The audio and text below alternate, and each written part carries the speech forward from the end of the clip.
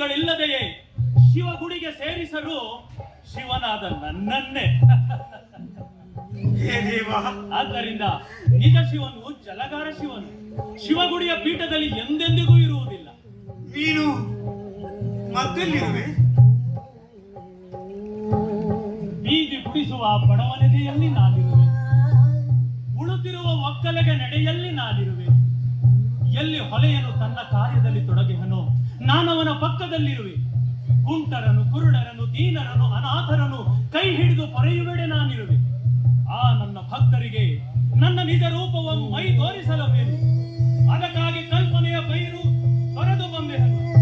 ನೋಡಲ್ಲಿ ಚಂದ್ರನ ಬಿಸಿಡವನು ಗಗನಕ್ಕೆ, ಗಂಗೆಯನ್ನು ಹೆಸರಿಹನು ಹಿಮಗಿರಿಗೆ, ಹಾವುಗಳ ಪಾತಾಳ ಕಟ್ಟಿಹನು, ಹಣೆಗಣ್ಣ ಮಂಚಹನು ನೇಸರ ಅನೆಲ್ಲುಗಳಿಗೆ, ಭಯಂಕರ ಮಸಣದಲ್ಲಿ ಬಿದ್ದಿರುವುದು ತೋರಿಸಲು ಎನ್ನ ಹಚ್ಚಿದ ಮೈಬೂತಿ, ಚಟ್ಟಗಳು ಕಟ್ಟುತ್ತಿದೆ ಅವರೆನಗೆ ತೊಡಿಸಿದ ಯಜ್ಞೋಪವೀತ, ಅವರಿತ್ತ ಪೊರಕೆಯೊಂದದ ಶೂಲ ಉಡಿಸುತ್ತಿದೆ ಬ್ರಹ್ಮಗಳ ಬೀದಿಯನ್ನು.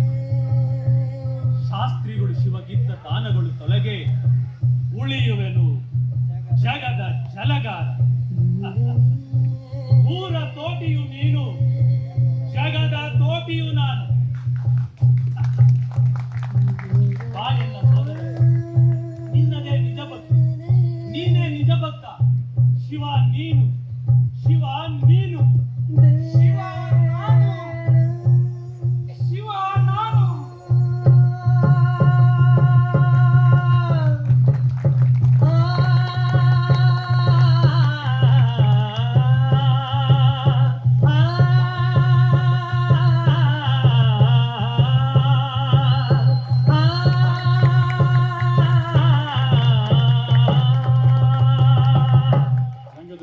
ಕಲಾವಿದರಿಗೆ ಧನ್ಯವಾದಗಳು. ಕುವೆಂಪುರವರ ಜಲಗಾರವನ್ನು ಇಲ್ಲಿವರೆಗೂ ಪ್ರಸ್ತುತಪಡಿಸಿದ್ದಾರೆ.